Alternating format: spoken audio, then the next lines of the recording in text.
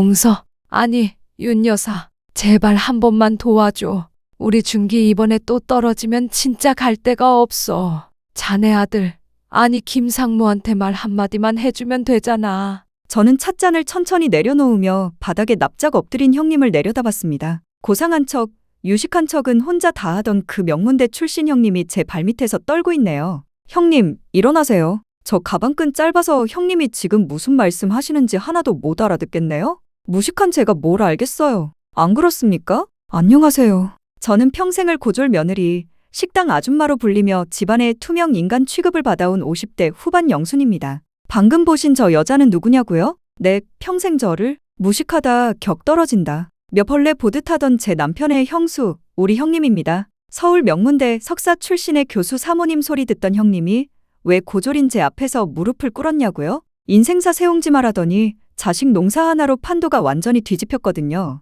서름 가득했던 제 30년 시집살이와 통쾌한 역전극, 지금부터 들려드립니다. 시간은 20년 전으로 거슬러 올라갑니다. 남편과 저는 시장통에서 작은 백반집을 하며 어렵게 생계를 꾸리고 있었습니다. 몸에서 늘 멸치 국물 냄새가 배어있던 시절이었죠. 반면 아주버님은 대기업 부장이었고 형님은 소위 말하는 배운 여자였습니다. 명절날 시댁에 모이면 그 차별은 노골적이었습니다. 저는 앞치마를 두르고 하루 종일 기름 냄새 맡으며 전을 부치는데 형님은 손에 물 한 방울 묻히지 않았습니다. 어머, 동서, 미안해서 어쩌지?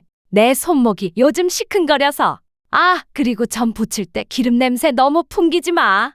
우리 애들 기관지가 약해서 냄새에 예민하거든. 거기까진 참았습니다. 제가 손이 빠르니 그냥 내가 하고 말지 싶었으니까요. 하지만 진짜 문제는 자식 교육 이야기를 할 때 터져나왔습니다. 거실에 둘러앉아 과일을 먹는데 형님이 제 아들 민재 당시 초등학생을 보며 혀를 찢찢 차더군요. 동서, 민재는 학원 어디 보내? 아, 형편 어려워서 학원은 못 보내나? 그래도 애 공부는 시켜야지. 부모가 못 배웠으면 자식이라도 가르쳐야 가난 대물림 안 하지. 네, 민재가 알아서 학교 공부 열심히 하고 있어요. 제가 멋쩍게 대답하자 형님은 코웃음을 쳤습니다. 알아서?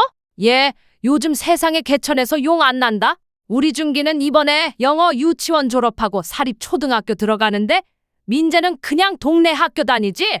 쯧쯧, 환경이 그래서야 원. 나중에 우리 준기랑 수준 차이 나서 대화나 통하겠어? 순간 가슴속에서 뜨거운 것이 울컥 치솟았습니다. 제 못 배운 건 괜찮았지만 내 새끼까지 무시하는 건 참을 수 없었거든요. 하지만 그때 시어머니가 쐐기를 박으셨습니다. 야, 둘째야! 너는 형님 말씀하시는데 어디 눈을 똑바로 뜨고 대드냐? 형님이 다 너 생각해서 하는 소리다. 너처럼 가방끈 짧은 내가 뭘 알겠니? 그냥 형님 하라는 대로 해라. 아유, 무식한 게 죄지, 죄야. 남편은 옆에서 고개를 푹 숙이고 아무 말도 못하고 있었죠. 그날 집으로 돌아오는 트럭 안에서 뒷자리에 앉은 어린 민재가 제 어깨를 주무르며 말했습니다. 엄마, 울지 마. 내가 나중에 공부 진짜 잘해서 큰엄마보다 더 훌륭한 사람 될게. 엄마 무시 못하게 할게.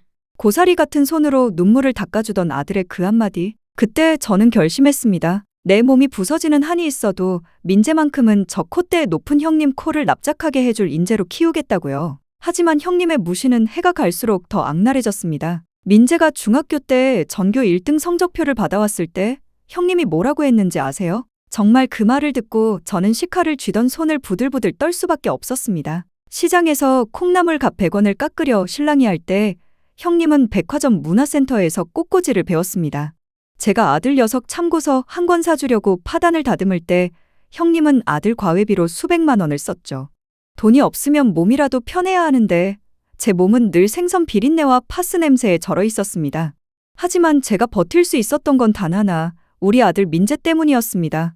학원 한 번 제대로 못 보냈는데 이 녀석이 중학교, 고등학교 내내 전교 1등을 놓치지 않았거든요. 반면 형님의 아들 준기는 그 비싼 과외를 떡칠하고도 성적이 바닥을 기었습니다. 그러면 형님이 기가 죽었을까요? 아니요. 그 여자의 주둥이는 더 독해졌습니다. 민재가 고3이 되던 해 추석이었습니다. 친척들이 다 모인 자리에서 시아버님이 민재 성적표를 보며 칭찬을 하셨습니다. 이번에도 올백이냐? 우리 집안에 판검사 하나 나오겠구나. 민재야, 장하다. 제가 으쓱해서 과일을 깎고 있는데 형님의 표정이 싸늘하게 식더군요. 포크로 배 조각을 콕 찍으며 비꼬기 시작했습니다. 아버님, 요즘 강북 일반고 성적이에요. 거기 애들 수준 다 바닥이라 내신 따기 쉬워서 그런 거죠. 우물 안개굴이라니까요. 아니, 형님. 그래도 모의고사도 1등인데요. 제가 한마디 거들자 형님은 눈을 동그랗게 뜨고 저를 쏘아봤습니다. 동서, 자만하지 마. 입시는 정보 싸움이고 돈 싸움이야? 우리 중기는 강남 8학군에서 치열하게 경쟁하고 있어? 등수는 낮아도 퀄리티가 달라. 그리고 솔직히 말해서 형님은 잠시 뜸을 들이더니 제 가슴에 대못을 박는 말을 뱉었습니다. 콩 심은 데 콩 나고 파 심은 데 파 나는 법이야. 동서랑 서방님 머리에서 천재가 나올 리 없잖아? 민재 그거 초반에만 반짝하는 거야. 유전자가 어디 가겠어? 순간 피가 거꾸로 솟았습니다. 나를 무시하는 건 참아도 내 자식의 노력까지 내 유전자 탓을 하며 깎아내리다니. 하지만 저는 그때도 바보같이 네, 두고 봐야죠 하고 말았습니다. 그리고 운명의 대학 합격 발표 날. 우리 민재 당당하게 한국대학교 서울대 모티프 경영학과에 장학생으로 합격했습니다. 사교육 없이 오로지 학교 공부와 EBS 강의로만 이뤄낸 기적이었죠. 저는 뛸 듯이 기뻐서 시댁에 전화를 걸었습니다. 어머니, 민재 한국대 붙었어요. 장학생이래요. 그런데 소학이 넘어 시어머니의 반응이 시큰둥했습니다. 그래. 수고했다. 근데 어쩌냐? 지금 큰집 초상집 분위기다. 나중에 전화하마. 알고 보니 형님의 아들 준기, 지방대 분교에도 예비 번호를 받고 다 떨어진 겁니다. 수천만 원짜리 족집게 과외를 받았다더니 결과는 처참했죠. 그날 저녁 형님에게서 전화가 왔습니다. 축하 전화인 줄 알았습니다. 동서, 좋겠네. 근데 너무 떠벌리고 다니지 마. 민재 걔 운이 좋아서 붙은 거야. 입시 전형이 뭐 소외 계층이니 뭐니 해서 혜택 받은 거 아니겠어? 형님, 민재 일반 전형으로 정정당당하게 들어갔어요. 아무튼 우리 준기는 한국 대학 시시에서 안 가기로 했어. 내가 미국 아이비리그로 유학 보낼 거야. 큰 물에서 놀아야지. 한국에서 아등바등 해봤자 월급쟁이밖에 더 돼. 급이 다른 거야, 급이. 끝까지 인정하지 않더군요. 패배를 인정하기 싫어서 아들을 미국 도피 유학 보내면서도 제 아들을 월급쟁이 후보라고 깎아내렸습니다. 전화를 끊고 민재를 끌어안고 울었습니다. 민재가 제 등을 토닥이며 말하더군요. 엄마, 내가 보여줄게. 그 급이 어떻게 다른지. 나중에 큰엄마가 엄마 앞에서 고개도 못 들게 성공할게. 그리고 10년이 흘렀습니다. 형님의 그 잘난 유학파 아들 준기는 어떻게 됐냐고요? 미국에서 도박과 파티에 빠져 학위는커녕 빚만 지고 몰래 귀국했습니다. 반면 제 아들 민재는 어떻게 됐을까요? 대학 수석 졸업, 행정고시 패스, 그리고 국내 굴지의 대기업 전략기획실 최연소 임원 스카우트. 뉴스에 나올 법한 엘리트 코스를 밟았습니다. 이제 복수의 판이 깔렸습니다. 세상이 참 많이 변했습니다. 우리 민재는 30대 중반의 나이에 국내 10대 기업의 최연소 상무가 되었습니다. 신문에도 나오고 회사에서는 전설로 불린답니다. 반면 미국으로 도피 유학 갔던 조카 준기는 라스베이거스에서 도박에 손을 대 빚만 잔뜩 지고 추방당하듯 귀국했습니다. 형님은 준기의 빚을 갚느라 그 좋던 강남 아파트도 팔고 전세로 옮겼다고 들었습니다. 연락도 뚝 끊고 살던 형님이 갑자기 비싼 고기를 사들고 찾아온 이유 뻔하지 않겠습니까? 형님은 거실 소파에 앉아 집안을 훑어보더군요. 예전 같으면 촌스럽다 고 비웃었겠지만 지금은 부러움이 가득한 눈빛이었습니다. 동서, 이 소파 이태리제지? 어머, 찻잔도 에르메스네. 호강한다? 호강해. 역시 자식을 잘 둬야 부모가 편해. 형님, 용건만 말씀하세요. 바쁘신 분이 여긴 웬일이세요? 제가 차갑게 묻자 형님은 헛기침을 하며 본색을 드러냈습니다. 다름이 아니라 우리 준기 말이야. 미국에서 공부는 마쳤는데 한국 기업 문화가 좀 낯설어서 아직 자리를 못 잡았어. 인재를 못 알아보네. 한국 회사들이. 인재? 도박 빚쟁이가 언제부터 인재가 됐나요? 속으로 코웃음을 쳤지만 가만히 있었습니다. 그래서 말인데 민재네 회사 있잖아. 거기 이번에 경력직 뽑는다며? 민재가 거기 상무인데 인사권 정도는 있지 않겠어? 형님, 그게 무슨 말씀이세요? 대기업 입사가 구멍가게 알바 구하는 건 줄 아세요? 그리고 민재는 기획 파트라 인사권 없어요. 그러자 형님이 정색하며 다가앉았습니다. 예전에 그 가르치려 드는 말투가 튀어나오더군요. 동서 몰라서 그래. 임원급이면 낙하산 하나 꽂는 건 일도 아니야. 중기가 남이니? 사촌 형이잖아. 영어도 잘하고 미국 물 먹은 앤데 회사 입장에서도 이득이지.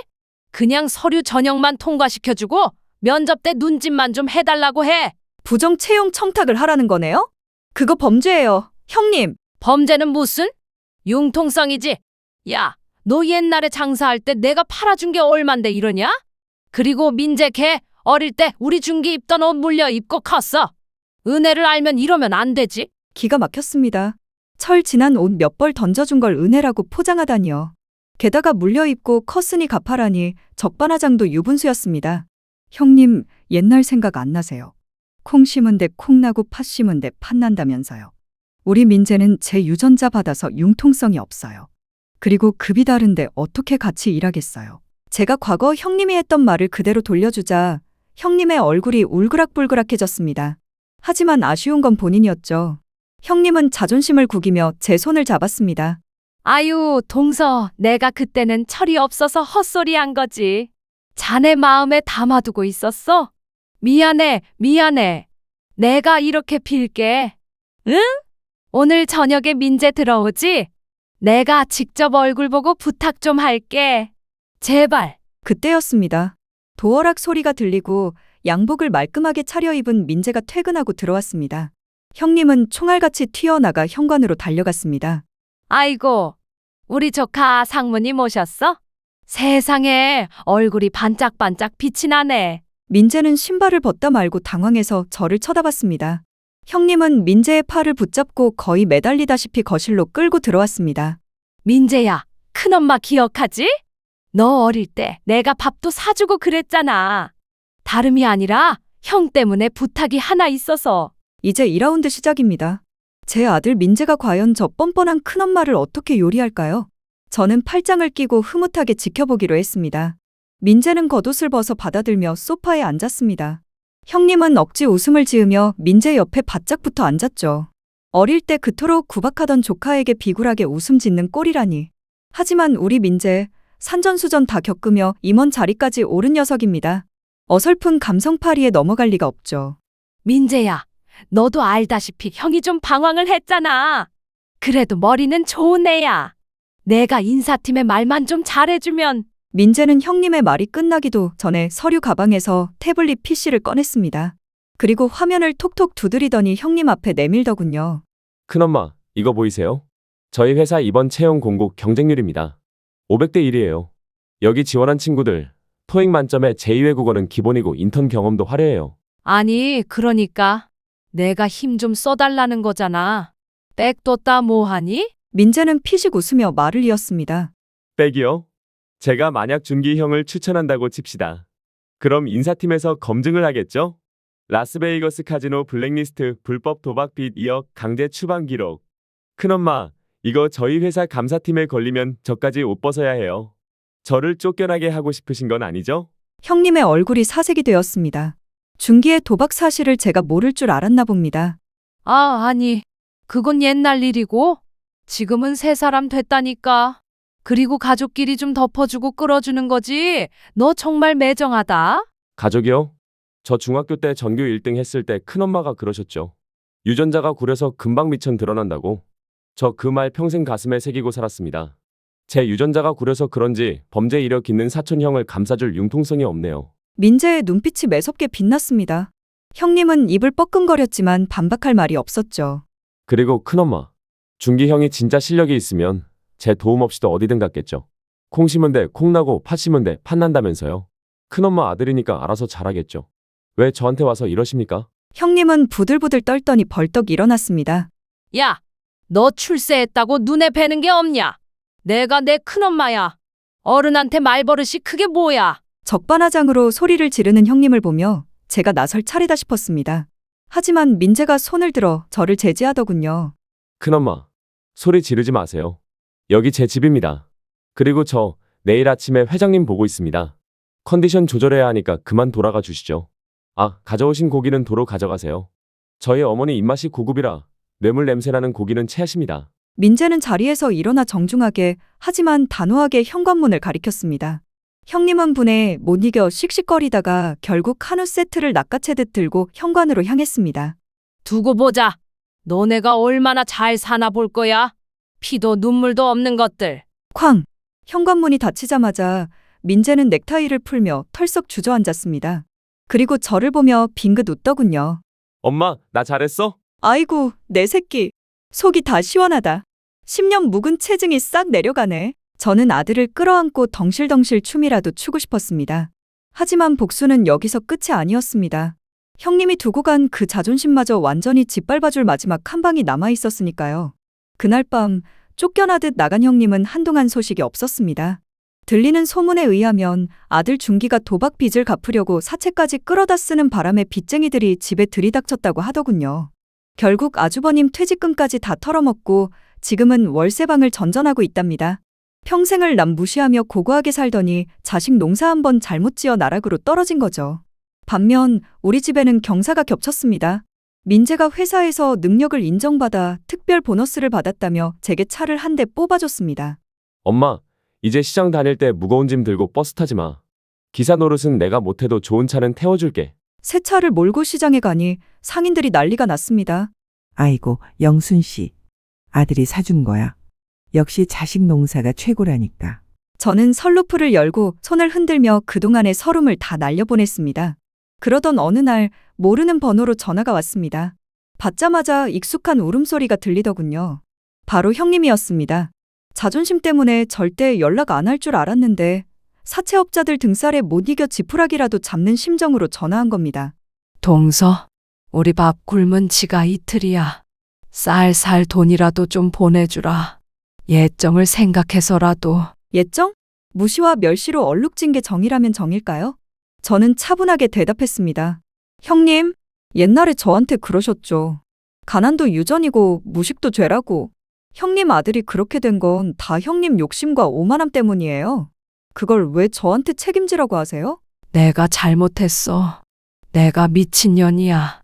한 번만 살려줘. 응? 죄송하지만 저 그럴 돈 없어요. 제 돈은 다 제 아들 장가 미천으로 들어갈 거라서요. 아, 그리고 형님, 그 좋은 머리 뒀다 뭐 하세요? 나가서 식당 설거지라도 하세요. 저는 가방끈이 짧아서 평생 몸으로 때우며 살았는데 형님은 배우신 분이니 더 잘하시겠네요. 저는 전화를 끊고 번호를 차단했습니다. 마지막으로 들려오던 형님의 통곡 소리가 비명처럼 느껴졌지만 가슴 한구석에 얹혀있던 돌덩이가 쑥 내려가는 기분이었습니다. 며칠 뒤 민재가 퇴근길에 봉투 하나를 내밀었습니다. 엄마, 이거 봐봐. 열어보니 서울 한강이 보이는 아파트 분양 계약서였습니다. 제 이름 석자가 선명하게 박힌. 엄마, 그동안 나 키우느라 고생했어. 이제 곰팡이 핀 반지하 말고 해 잘 드는 새 아파트에서 여왕님처럼 살아. 내가 그렇게 만들어줄게. 저는 그 자리에서 주저앉아 펑펑 울었습니다. 고졸이라 무시당하고 가난하다고 손가락질받던 지난 30년 세월이 주마등처럼 스쳐 지나갔습니다. 하지만 이제는 압니다. 학벌이, 재산이 사람의 급을 나누는 게 아니라는 걸요. 진짜 귀한 사람은 묵묵히 제 삶을 책임지고 자식을 바르게 키워낸 사람이라는 것을요. 이제 저는 더 이상 남들 시선에 기죽지 않습니다. 대기업 임원 엄마라서가 아니라 제 스스로가 당당하게 살아온 인생의 승리자이기 때문입니다. 혹시 지금 학벌 때문에 혹은 돈 때문에 무시당하고 계신 분들이 있나요? 절대 기죽지 마세요. 인생 길고 짧은 건 대봐야 알고 마지막에 웃는 자가 진짜 승리자니까요. 저처럼 말이죠.